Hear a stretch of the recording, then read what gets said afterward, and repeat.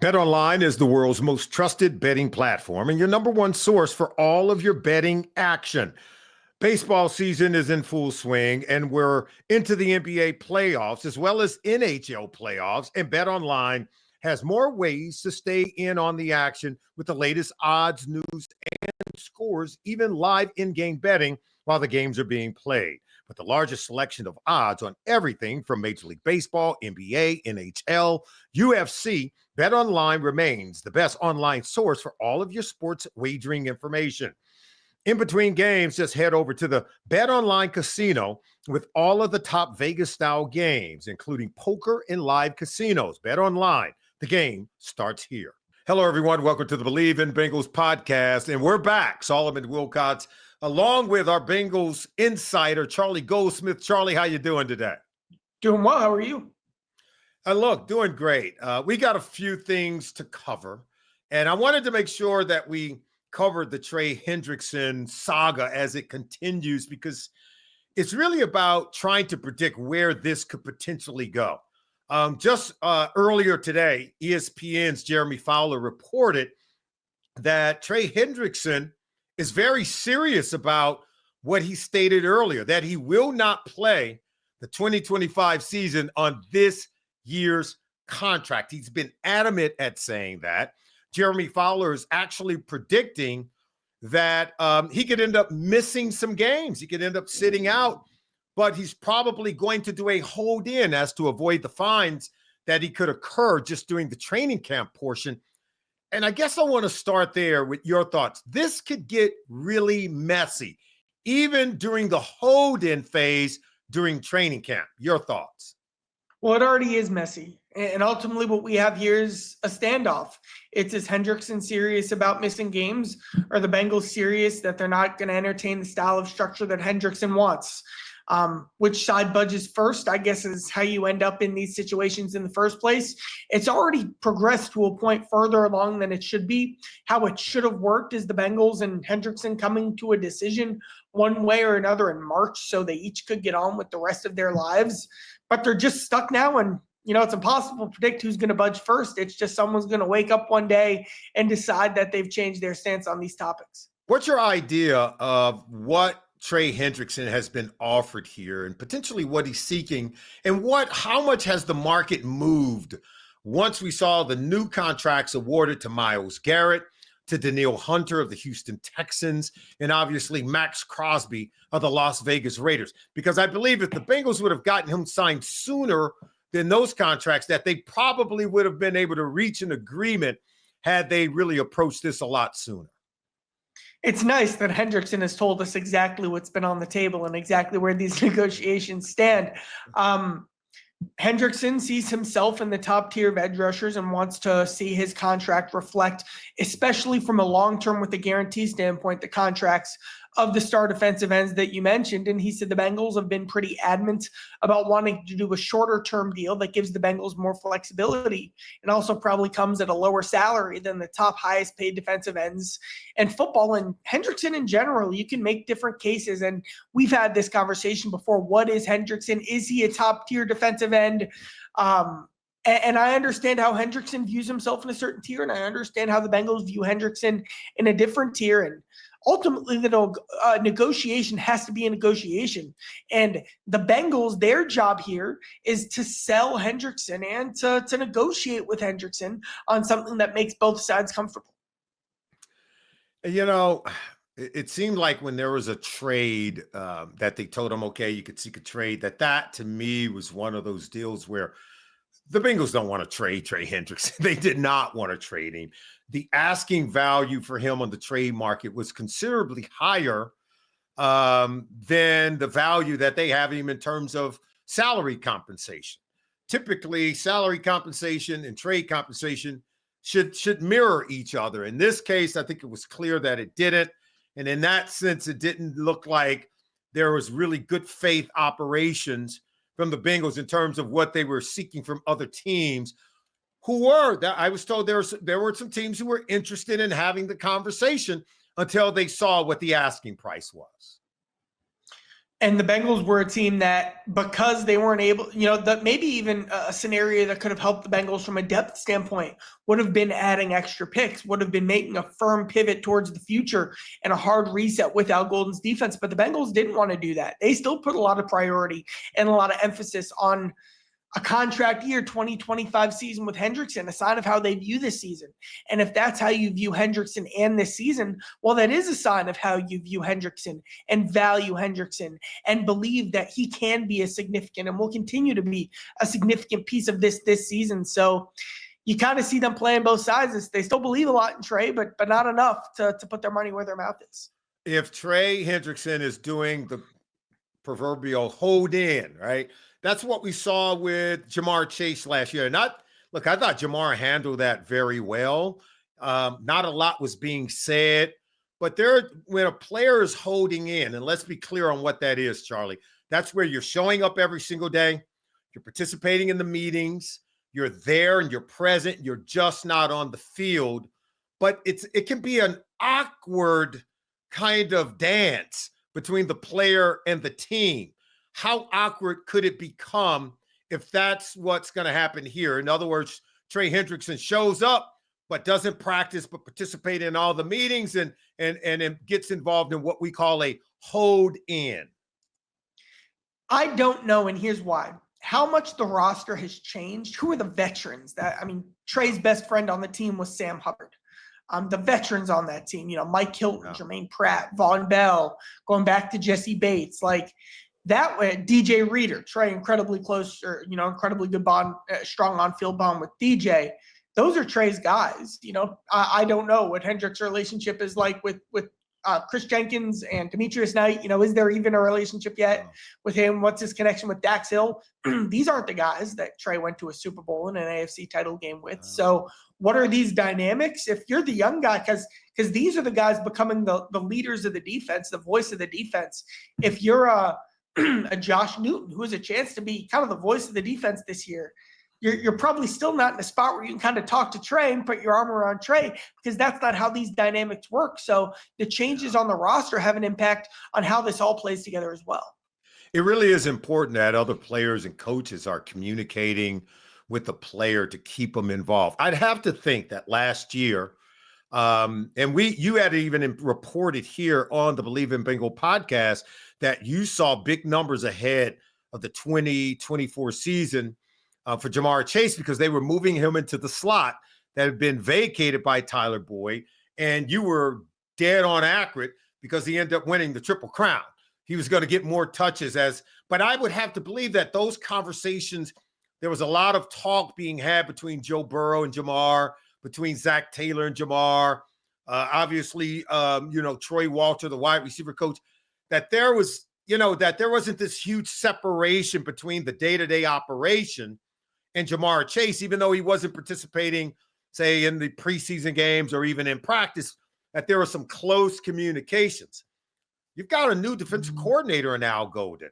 You got a new defensive line coach in the room. How can we expect the communication to be taking place with Trey if he's a hold-in, not practicing, but now there's new coaches and new mode of operations and even variable scheme changes within the framework of this defense going into 2025? Well, what's the Mike Tomlin quote? You don't run from coaching.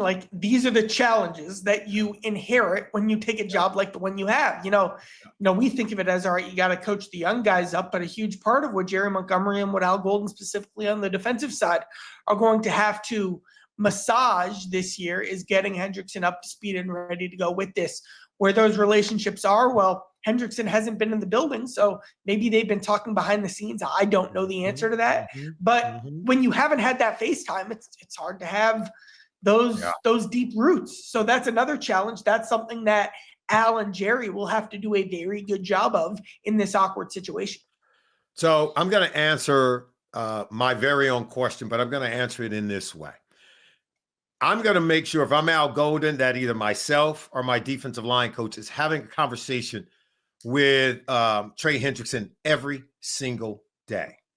I am putting my arms around this player, even if he isn't in the building, as you well know, during COVID, you were still working players. You're still meeting with players virtually, right? You're still going through the X's and O's and how we do things, watching tape with players because it was getting done virtually. It kind of set a precedent for how teams would begin to work with players in the future who are not in the building, okay? We now know that that bridge has been crossed. So a player doesn't have to be in the building in order for you still to be able to build great relationships with them, for him to be participating in the day-to-day. And I just really Bleav that this goes beyond the front office. The front office job is to negotiate contracts and have players' paperwork administratively done when it's time to play. The coach's job is to build relationships and always be coaching the player, always be teaching, always be developing. Doesn't matter how old they are, doesn't matter where they're at in their careers. That's a coach's job, is to be so close to that player. You know what they're thinking, you know how they're feeling about things, because there is a psychological component to coaching, right?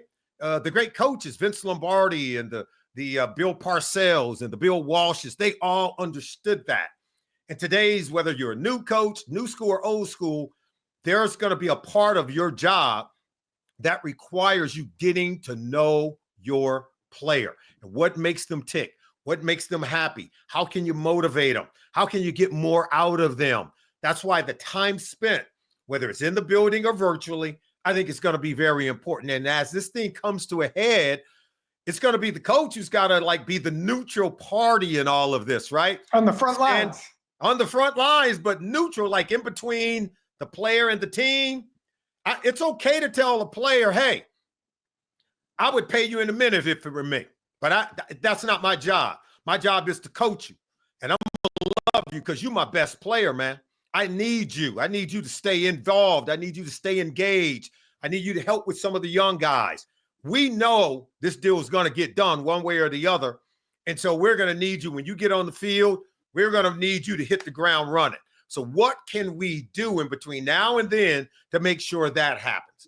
That's the conversation I'm having with Trey Hendrickson day in and day out, both as the defensive line coach and the defensive coordinator, Charlie. This fits into the theme of the defense. The Bengals have to have great, not good, great defensive coaching this year. This shows up with Trey. This shows up at linebacker. This shows up at corner. This shows up at safety. This shows up on backups and special teams and practice. They have to be great in this era because they have zero margin for error. Because as we sit here right now, what can this Bengals defense count on in 2025? I don't know. Do you have an answer there? I don't have a single flag that I can plant. The Bengals defense will be great at this. I'll get that. The one thing is Trey Hendrickson. One thing is Trey, which is a wild card in himself. Yes. That's right. And to me, but if the best predictor of future behavior is our past behavior, that's the one thing they have to hang their hat on. Other than that, there's not a whole lot there.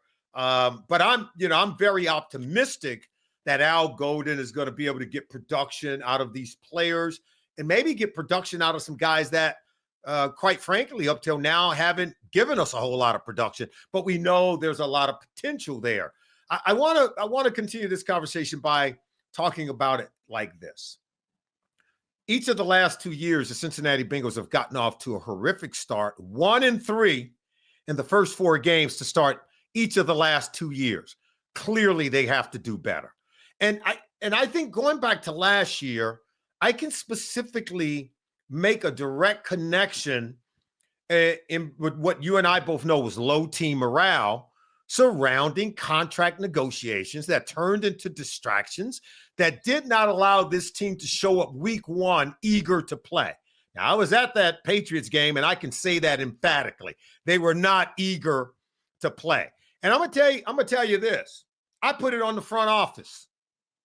That's me. Yeah. That's me talking. Yeah. I put it on the front office because you could have handled your business better. You could have made sure players were more focused and ready to play by getting your business done sooner, not later. The game of brinksmanship cost the Bengals a playoff trip last year. I don't have any problem saying that. My biggest concern is this game being played with Trey gives me hints of that going into this year. I see more distractions on the horizon as a result of a deal that could easily get done. And once again, this isn't up to the coaches. This is front office, making sure that administratively you've got your house in order and got the team ready to play as much as you can do. Because we know the coaches got to get them ready. Well, they got to have a contract. They got to have administratively, you got to get the team ready. I'm concerned that we're going to see a repeat in distraction and an upset of the team's morale as a result of the Trey Hendrickson saga going deep into training camp, Charlie. The first thing I'll say is that most teams have a situation like this somewhere from a contractual standpoint on their rosters. The good teams all do. But with the Bengals, you've seen them particularly linger in Jamar's case, in T's case. I always play this game when you talk about the Bengals week 1 and week 2 struggles. Who has struggled? All right, first Burrow struggled. I think that's injury related. We don't want to see Burrow taking more hits in training camp. That's been injury related, the wrist, the calf, the appendix.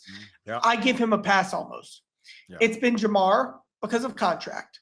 It's been in 2023. T was 0 for 8 on targets in week 1. I think there was a lot weighing on him then. Last year, it was Trent Brown at right tackle, a guy who they signed but then didn't show up ready to go. That's on the front office. The year before, it was Jonah Williams, who had his own contract situation, missed some time, wasn't quite ready to go week 1. So what you've seen is it hasn't been guys who would be in spots to take more hits in the preseason. It's guys understanding where they fit and what their roles are and what the dynamic at play for it all is. When you put that all together, that to me is the trend more than the Bengals need to be hitting each other more in August.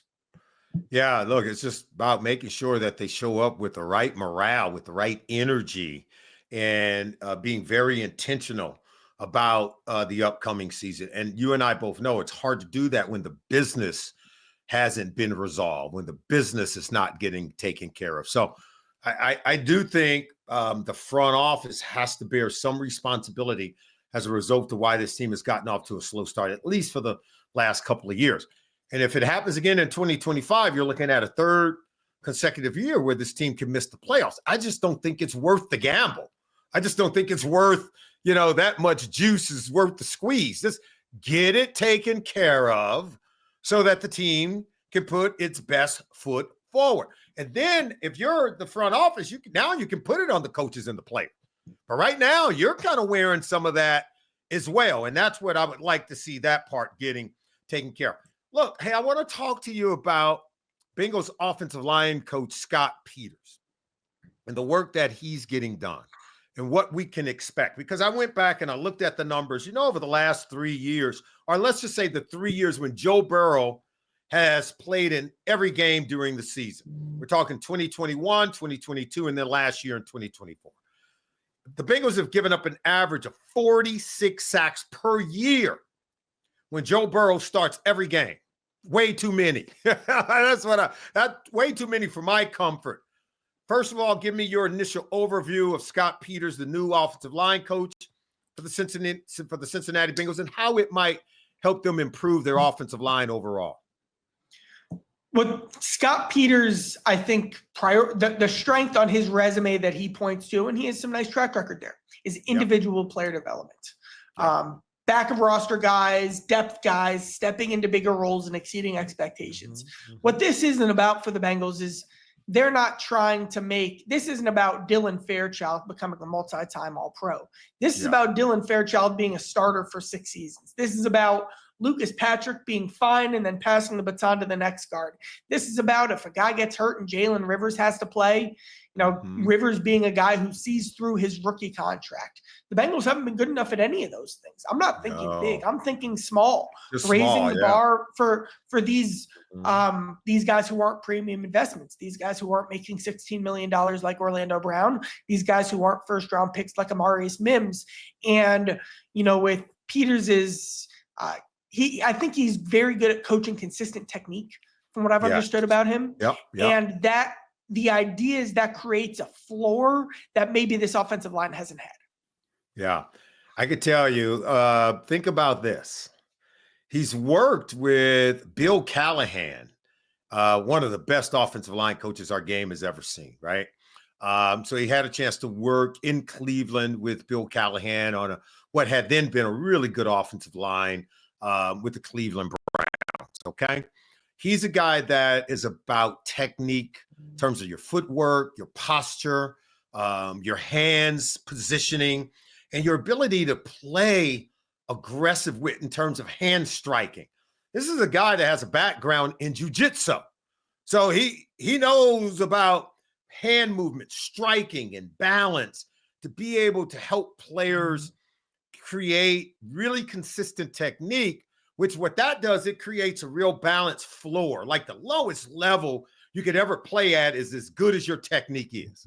Even if you're not a talented, skilled player, if you have great technique, your level is only going to go down so far. You're going to have a really good foundation, if you will, as a player. And then the way that he coaches is because his communication skills are so great.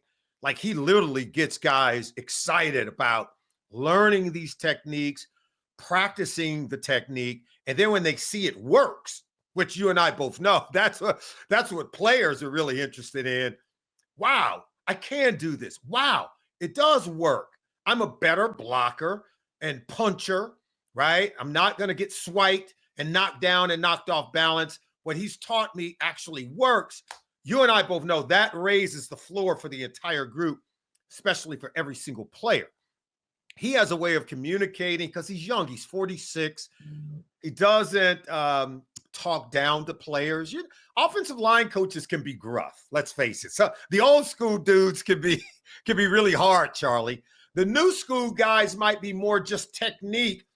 Scott has a blend of a little bit of both. Having been with a Bill Callahan, he played for 7 years in this league. He's 46 years old.